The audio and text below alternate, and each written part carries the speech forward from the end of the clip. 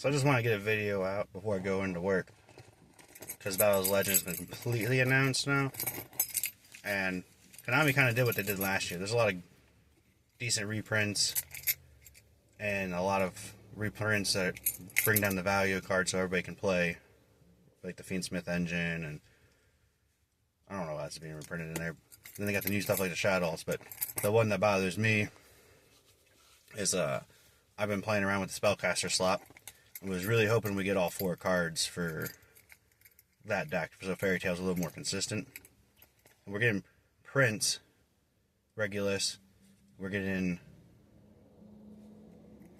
Jenny, the level 1, and we're getting the Empire card, the spell, but we're not getting Vera, and Vera kind of brings the 3 cards together.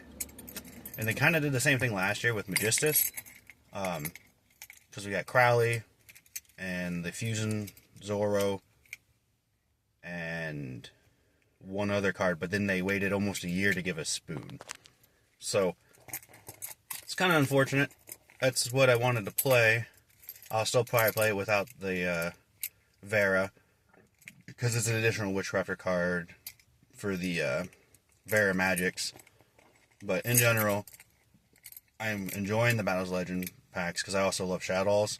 Not that they're as playable in the Spellcaster slot, because the new Winda looking card is a machine. But overall, I like the set.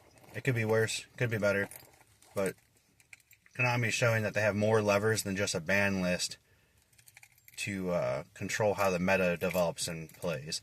So not only do we get bans, semis, limited, and unlimited. I did that over, but whatever. They also control what the meta is going to be by just what they allow to be imported when. So when will we see Vera? I don't know. It would be cool to see it in Chaos Origins, but Chaos Origins is already kind of a stack set, deck-wise. The OCG I haven't really seen play the Invoke stuff, despite that stuff's pretty good. The Chaos Ritual deck is just doing pretty good over there.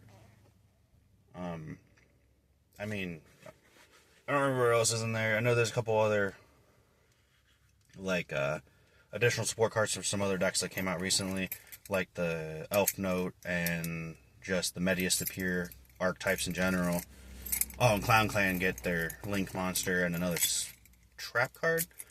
But overall, like, why not just give us all the stuff so we can have that deck for the Magicians? So I see that they like to keep the meta separate from the OCG meta by pulling the lever of when and when not to reprint cards. So curious what everybody else thinks about that. I know it's not a crazy long video, but overall I've been noticing that pattern of the TCG Konami will pull certain levers, meaning like how they balance the game, and only let us have access to certain cards without giving us access to the entirety of the engine that gets played, so that the OCG has one meta and we have another meta, not even including the ban list. So, I'll have some more information about other decks I'm working on and playing. I'm not really consistent on uploading. We did go to YCS Columbus. Our boy Zachariah, Gingy, Zach, whatever else I call him, depending on the day. But Zach did get top 4 in Genesis, so we'll probably talk about Genesis a little bit. Connor got the deck profile for that. So, if you can find his profile, it's Cooking with Con. And all his profiles are just Genesis deck profiles. He has 2 top 8 or top 16 deck profiles on there. So go find him. If I remember, I'll link him in the description. But overall, I'm just curious what everybody else thinks, because it's interesting that they have these levers to pull, and the one they usually pull is to limit or ban a card, either to make sales or change the meta.